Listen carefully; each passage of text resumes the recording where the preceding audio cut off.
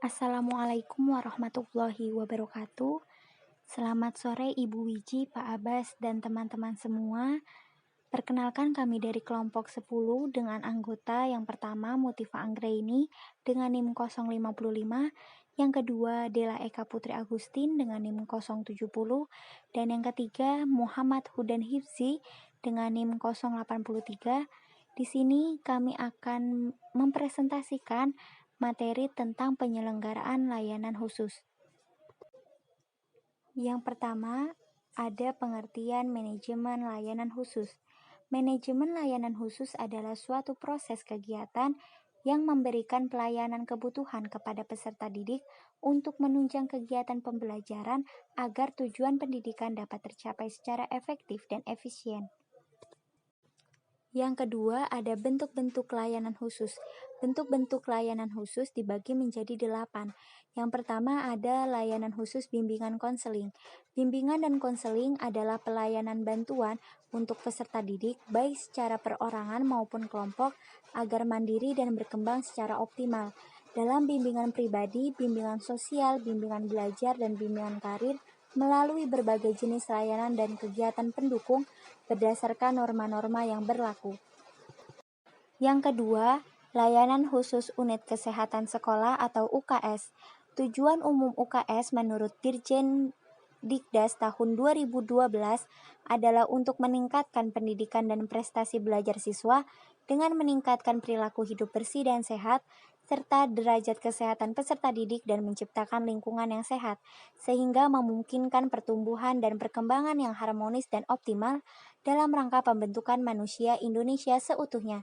Sedangkan tujuan khusus UKS adalah untuk memupuk kebiasaan hidup sehat dan mempertinggi derajat kesehatan peserta didik. Untuk mencapai tujuan tersebut diperlukan adanya kerjasama sekolah dan lembaga lainnya, termasuk orang tua dan masyarakat lingkungan sekitar. Yang ketiga, layanan khusus kafetaria. Kafetaria atau kantin sekolah merupakan tempat untuk disediakannya makanan dan minuman yang dibutuhkan warga sekolah. Kafetaria seharusnya tidak dimanfaatkan untuk kepentingan bisnis saja, tetapi juga sebagai wadah pembelajaran bagi peserta didik. Keberadaan kafetaria atau kantin tidak hanya menyediakan minuman dan makanan bagi peserta didik, tetapi juga mendidik siswa tentang kesehatan, kebersihan, kejujuran, disiplin, dan nilai-nilai positif lainnya. Yang keempat, layanan khusus koperasi sekolah. Layanan koperasi mendidik peserta didik untuk dapat berwirausaha. Koperasi sekolah sebagai langkah awal untuk menumbuhkan budaya koperasi dan memperlihatkan bahkan menjual hasil karya siswa. Usaha koperasi sekolah harus memberikan pelayanan yang terbaik bagi warga sekolah dengan memenuhi kebutuhan kegiatan belajar mengajar dengan harga yang terjangkau. Yang kelima, layanan khusus perpustakaan. Menurut Bafadal tahun 2008, perpustakaan sekolah merupakan kumpulan bahan pustaka baik berupa buku maupun non-buku yang diorganisir secara sistematis dalam suatu ruang sehingga dapat membantu para siswa dan guru dalam kegiatan belajar mengajar di sekolah.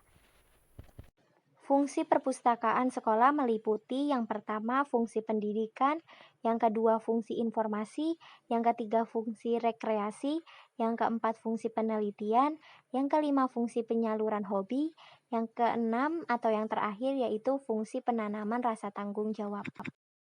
Yang keenam, layanan khusus laboratorium. Laboratorium merupakan tempat untuk para peserta didik dan tenaga pengajar melakukan kegiatan ilmiah seperti observasi, penelitian, praktikum, dan pembuatan model-model dalam rangka kegiatan belajar mengajar. Dalam pelaksanaannya, laboratorium merupakan wadah untuk memfasilitasi peserta didik dalam menerapkan teori yang telah diajarkan guru di kelas, sehingga peserta didik akan mempunyai keyakinan mendalam bahwa apa yang mereka dapatkan secara teoritik dapat dibuktikan secara empirik. Yang ketujuh, layanan khusus asrama. Penghuni asrama berasal dari berbagai macam latar belakang yang berbeda, baik segi ekonomi, adat istiadat, dan sosial budaya.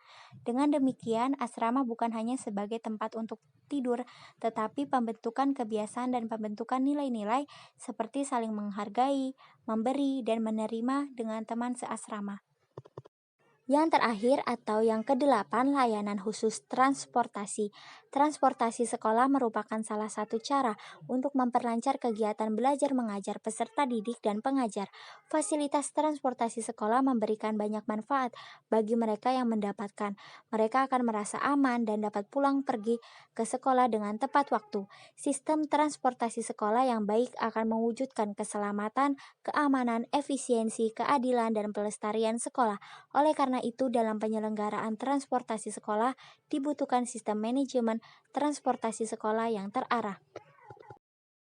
Materi selanjutnya ada fungsi manajemen layanan khusus. Pada dasarnya, manajemen layanan khusus sekolah disediakan dan dikelola untuk mempermudah dan memperlancar proses pembelajaran serta dapat memenuhi kebutuhan khusus peserta didik di sekolah. Adapun fungsi manajemen layanan khusus diantaranya yang pertama perencanaan.